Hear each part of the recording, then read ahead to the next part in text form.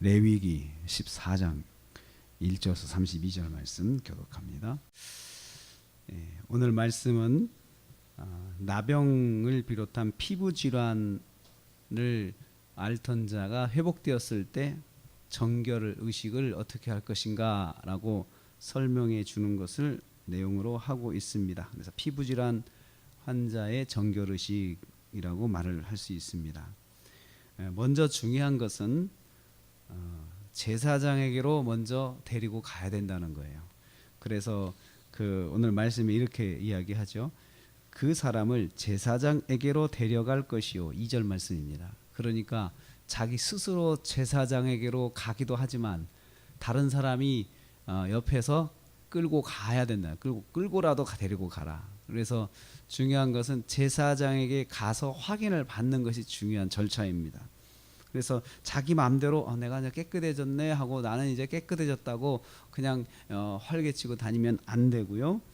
그것을 제사장에게로 가서 보여서 제사장의 확인 절차를 받아야 됩니다. 그래서 제사장이 진찰할지니라고 3절에 그렇게 말해요. 진찰할지니 구석구석 확인을 해서 이 사람이 정말 깨끗해졌는가 눈으로 확인하라는 것이죠.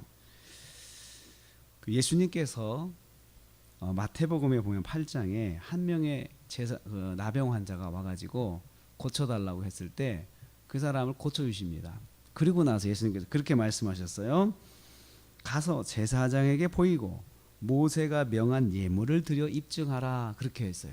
예수님께서 문둥병자 고치고 나서 제사장에 보이라는 것이 바로 이 율법에 의해서 그 정결의식을 하라는 거예요. 네가 네 맘대로 내가 고쳐줬지만 네가 네 맘대로 이제 나았다고 활개치고 다니지 말고 반드시 제사장의 확인을 받아서 정결의식을 행하라라고 그렇게 예수님께서도 말씀하셨어요. 또 10명의 문둥병자들도 예수님 고치시면서 이제 그 사람들은 그렇게 고침받지 않았지만 그냥 제사장에게로 보이라라고 말씀하셨어요. 그러니까 이 사람들이 가다가 나음을 입었다라고 했잖아요. 그러니까 제사장에게 보이는 것은 확인 절차고 그리고 공적으로 인정받는 것이 그 유대인들의 그 율법에 의한 전통입니다. 그래서 여기 이 말씀에 의해서 그렇게 했던 것이죠. 그래서 예수님께서도 율법을 지켜가시면서 그렇게 사역을 하신 것을 볼 수가 있습니다. 제사장에 선포해야 그 사람이 나음을 입은 것입니다. 그래서 이제 제사장에 가면 제사장이 그 사람을 확인하고 나서 2차에 걸쳐서 정결의식을 행하게 되는데요. 먼저 정결한 새 2마리와 백향목과 홍색실과 우슬초를 가지고 제사를 드려서 이제 그 제사장이 먼저 확인하고 나서 이제 이 사람이 깨끗하다 이렇게 이제 선포를 해야 되는데요.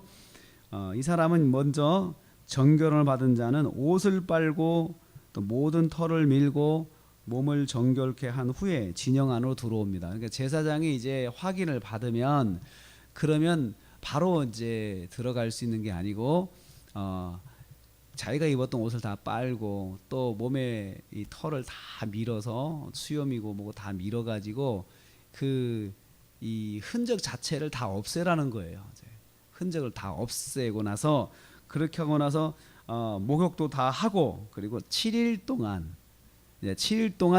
그 자리에 진영 밖에 있어야 돼요. 그리고 나서 8일째 됐을 때 이제 들어와서 진영 안으로 들어옵니다. 그럼 자기 집이죠. 장막 텐트잖아요. 장막 텐트인데 자기 집에 또 바로 들어가면 안 돼요. 집 밖에서 7일 동안 또 있는 거예요.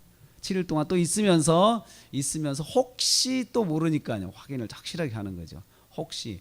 그래서 7일 동안 있다가 이제 7일째 되면은 다시 똑같이 털을 밀고 옷을 빨고 목욕을 하고 나서 그리고 나서 8일째 됐을 때 자기 집에 들어가는 거예요. 그리고 나서 이제 집에 들어가서 그냥 끝나는 게 아니고 이제 성막에 이제 예물을 가지고 나가는 거예요. 나가서 제사를 드리는 거예요. 비로소 제사를 드리는데 이제 1년 된 어린 순양 2마리, 어린 암양 1마리를 드려가지고 속건제와 속죄제를 드립니다. 속죄제는 죄를 회개하는 게 속죄제고 속건제는 하나님의 물건이나 또 그 주변에 있는 사람들의 물건에 피해를 줬을 때, 특별히 하나님의 물건에 성물에 피해를 줬을 때 드리는 것이 속건제거든요. 그런데 속건제를 왜 드릴까요? 이 사람이 나병을 입었는데, 이 사람이 나병을 입은 사람이 하나님의 자녀잖아요. 하나님의 것이잖아요. 근데 그것이 더러워졌었어요.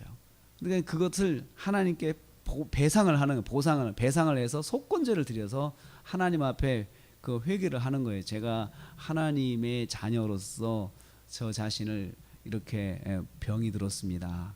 죄송합니다 하고 속건제를 드리고, 또 속죄제를 드려가지고 하나님 앞에 이제 예물을 드려서 이제 그 예식을 하는 것이죠. 그런데 가난하면은 또 어떻게 할 거냐? 그 성경이 그렇게 말하면, 오늘 말씀에 보니까 형편이 어려우면 산비둘기, 집비둘기 새끼를 들여서 제사를 드려라. 그러니까 제사는 반드시 드려야 되는 거예요. 예물을 드려서 하나님 앞에 속죄제와 속건제를 드려야 되는데, 힘이 붙이면 형편에 맞도록 제물을 선택하게 하셨어요. 그래서 하나님께서는 이렇게 유연성이 있으세요. 형편에 맞게 헌신하게 만드시고, 형편에 맞게 반드시 예물을 생략하는 경우는 없어요. 형편에 맞게 하나님께 예물을 가지고 가야 되는 것이죠. 그렇게 해가지고 나병이나 그런 피부 질환에 걸렸던 사람이 깨끗해졌을 때는 그런 공적인 의식과 예배를 통하여서 사람들에게 이 사람이 깨끗해졌다는 것을 확인받게 하셨던 것입니다. 우리는 여기서 레위기의 주제가 정결이고 거룩이라고 말씀드렸습니다. 하나님은 거룩하신 분이십니다. 정말로 얼마나 깨끗하신지, 정결하신지, 우리가 그 정결하신 하나님 앞에 가면은 그 하나님의 정결한 그 기운에 그냥 다 죽어버려요. 하나님 우리를 죽이시는 게 아니라 우리가 그냥 감당 못하고 다 그냥 죽는 거예요. 그 거룩하신 하나님을 만나려면 우리 육신의 모습으로는 절대 만날 수가 없습니다. 그래서 십자가의 보혈을 의지하고 우리가 정결케 하고 십자가를 의지하고 십자가를 붙잡고 나가는 것이죠. 그래서 하나님께서는 이 나병 환자나 피부질환에 걸렸던 사람이 이렇게 회복했을 때 다시 하나님 앞에 나와서 하나님 만날 수 있는 길을 이렇게 가르쳐 주신 것입니다. 주님께 나가는 것, 하나님께 나가는 길을 가르쳐 주신 것이 바로 오늘의 말씀입니다. 그것이 바로 우리에게는 십자가의 길로 우리에게 그 은혜를 주신 것입니다. 십자가를 의지하고 하나님께 나가면 다 하나님께서 받으시고 용서하시고 또 하나님을 만날 수 있게 해 주신 것이죠. 오늘도 우리가 하루를 또 삽니다. 하나님 앞에 또 거룩하고 깨끗한 한 주간 되시기를 주님의 이름으로 축복합니다.